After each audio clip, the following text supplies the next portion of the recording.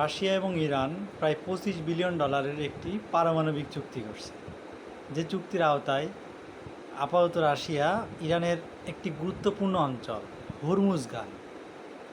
হরমুজগানটা ঠিক কোথায় অবস্থিত? ঠিক ওমানের বিপরীতে। এপাশে ওমান সাগর, এপাশে পারস্য সাগর, ঠিক তার মাঝামাঝি জায়গায়।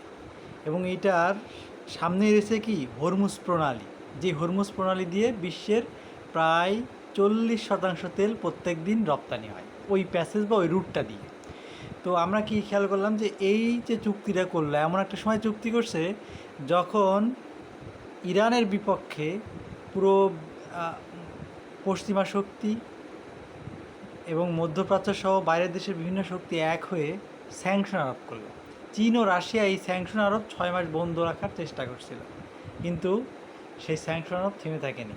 ইরানের বিপক্ষে স্যাংশন আরোপ হয়ে গেল। এখন কথা হচ্ছে রাশিয়ার বিপক্ষে তো স্যাংশন আরোপ চলতেছে।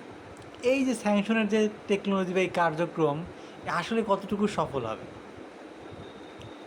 কতটুকু বা কীভাবেই করবে, এবং এরাতে ট্রেডটা করবে এটা কি বার্টার ট্রেড হবে কিনা, অর্থাৎ আপনি চাল দিলেন আমি ধান দিব, বা আপনি চাল দিলেন আমি মধু দেবো, একটা নির্দিষ্ট অনুপাতে ভাগ করে নেয়। অর্থাৎ মুদ্রা ব্যবস্থা আবিষ্কার হওয়ার আগেও কিন্তু আমাদের এইরকম সিস্টেমেই বিনিময় চলতো, এরকম পদ্ধতিতে বিনিময় চলতো। তো এই যে প্রকল্পটা নিল প্রায় $25 বিলিয়ন, তো এই প্রকল্প নেওয়ার মাধ্যমে রাশিয়া ইরানের যে সম্পর্কটা অনেক দৃঢ় হলো। এই দৃঢ় হওয়ার ফলশ্রুতিতে এবং এমন একটা প্লেসমেন্ট নিয়েছে যে যেখান থেকে ইসরায়েল চাইলে অ্যাটাক করতে গেলে তাকে আরও কয়েক হাজার কিলোমিটার অতিক্রম করতে হবে। এবং ওই জায়গার প্লেসমেন্টটা এই জন্যই গুরুত্বপূর্ণ, ওই জায়গায় ইরান সবসময় আলাদাভাবে একটি প্রস্তুতি রাখে, কারণ যখন তখন সে আমেরিকা বা যে কোনো দেশের সাথেই যখন তার কোনো ক্লাশ বা সমস্যা হয় তখনই সে বলে কি আমি হরমুজ প্রণালী বন্ধ করে দেবো, মানে তার একটি বার্গেনিং টুলস। এখন এই যে কার্যক্রমটা চলতেছে, তো ইরানের বিপক্ষে তো নিষেধাজ্ঞা একের পর এক আসতেছে, এতে ইরানের অর্থনীতি হয়তো বিপর্যস্ত হবে, ইরান সাময়িকভাবে ক্ষতিগ্রস্ত হবে।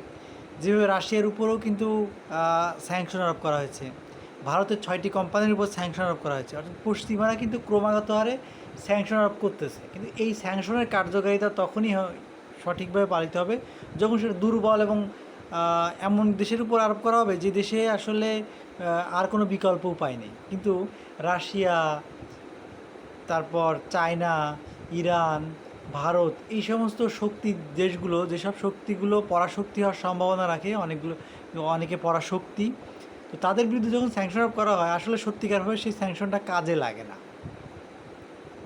সেই স্যাংশনটি কাজে লাগে না। জাতিসংঘ ইতিমধ্যে যেসব বসতি স্থাপনকারীরা যারা জেরুজালেমে পশ্চিম তীরে বসতি স্থাপন করতেছিল, প্রায় 168টির মতো প্রতিষ্ঠানকে কালো তালিকাভুক্ত করছে এবং এদের উপর স্যাংশন দিয়েছে। কিন্তু আসলে কি এদের কার্যক্রম থেমে আছে? না, কার্যক্রম চলতেছে।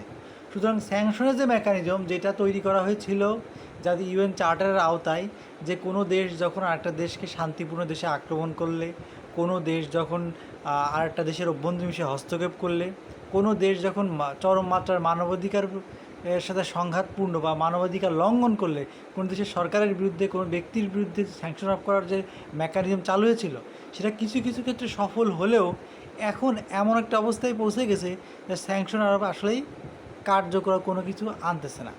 হ্যাঁ, স্যাংশন আরোপ কিন্তু সাময়িকভাবে তাদের উন্নতিকে, তাদের অর্থনৈতিক গতিকে বাধাগ্রস্ত করতেছে, কিন্তু থামিয়ে দিচ্ছে না। অর্থাৎ যেটার কার্যকারিতা পূর্ণমাত্রায় পাওয়ার কথা সেটা পূর্ণমাত্রায় আসতেছে না। তার কারণ কি? বৈশ্বিক সমর্থন নেই। এই যে পশ্চিমাদের কার্যক্রমে কিন্তু বৈশ্বিক তেমন সমর্থন নেই।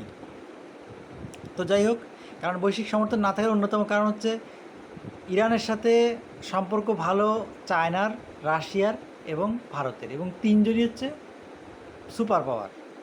তো তাহলে যে কোনোভাবেই যদি যতই ইরানের বিরুদ্ধে পদক্ষেপ নেওয়া হোক, ইরানকে হয়তো অর্থনৈতিকভাবে সাময়িকভাবে পঙ্গু করা সম্ভব, স্থির করা সম্ভব, কিন্তু লং টার্মে ইরানকে ক্ষতি করা সম্ভব।